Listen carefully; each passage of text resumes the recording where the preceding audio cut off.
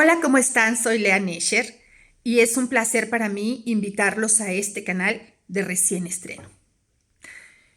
En México, en los procesos judiciales, sobre todo en los procesos judiciales en donde una mujer ocupa la posición de denunciante, víctima, o bien donde es presunta responsable, o bien ya se vinculó a proceso, es muy común que exista un vicio procesal llamado fraude procesal.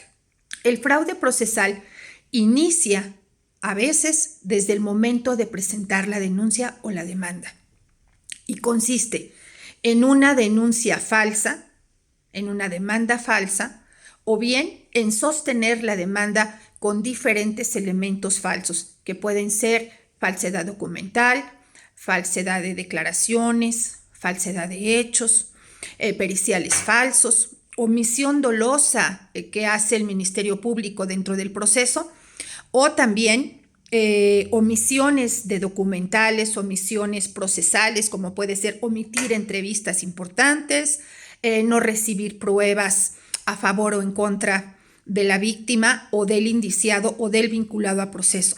Todos estos elementos los va cometiendo la autoridad judicial, a veces en contubernio con otras autoridades, con autoridades ministeriales como pueden ser policías de investigación, peritos y también con particulares.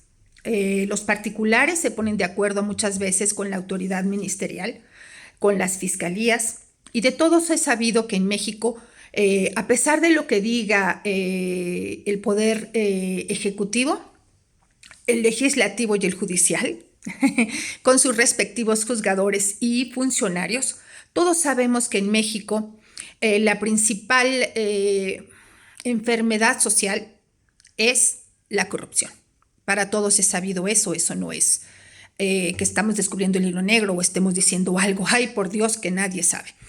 Para evitar eso, existe un trabajo que no es de abogados, es un trabajo que contribuye al trabajo de los abogados.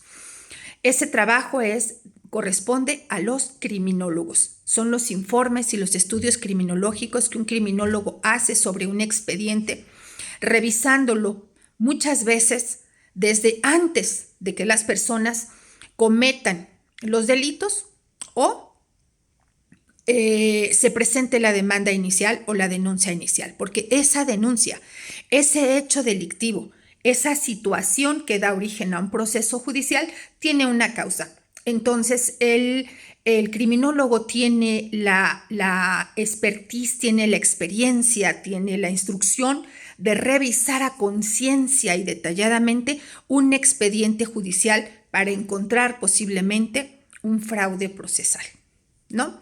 Muchas veces entre la sociedad se dice es que el juez está vendido, es que las autoridades son corruptas, es que no están a favor de la víctima o es que todos están en contra del indiciado o del vinculado, la vinculada o la indiciada en el proceso porque están vendidos. Eso no se llama así. Procesalmente se llama fraude procesal. Y es una de las prácticas, como les digo, muy utilizadas en la ley de México, en los procesos judiciales mexicanos, ya sean del fuero común o del fuero federal. Es triste, pero el fuero federal también está muy vinculado a la corrupción y a la falsedad de documentos para indiciar para indiciar personas que no son culpables o para no hacer un proceso correcto a favor de la víctima. El fraude procesal no es esta retahíla de falsedades, omisiones o actos de abuso de autoridad durante el proceso. El fraude procesal es orientar, influir en el juez para que tome una decisión incorrecta. Si al juez le llega un caso lleno de omisiones y una formación mentirosa, por decirlo así, fallida de datos, el juez entonces va a fallar a favor o en contra de una persona inocente, de una víctima que realmente es una víctima. Ese es el fraude procesal. El fraude procesal va orientado a confundir la decisión última de un juez o la decisión de vincular o no a proceso a una persona, o la decisión de aceptar una demanda de una supuesta víctima cuando la víctima no es en realidad una víctima, es una demanda o una denuncia perfectamente construida con una serie de falsedades en agravio de una persona que no es culpable, que no es responsable. Sin embargo, a través del fraude procesal se consigue que esa supuesta víctima se salga con la suya, como decimos, ¿no? Coloquialmente, y entonces sea vinculado a proceso y a veces hasta sentenciado a prisión o diferentes circunstancias una persona que era inocente. El fraude procesal también se utiliza para desestimar los delitos cometidos en contra de una persona. Esto quiere decir, el responsable de un delito se sale con la suya y sale como la blanca paloma y no es sujeto a proceso y no cumple ninguna pena judicial.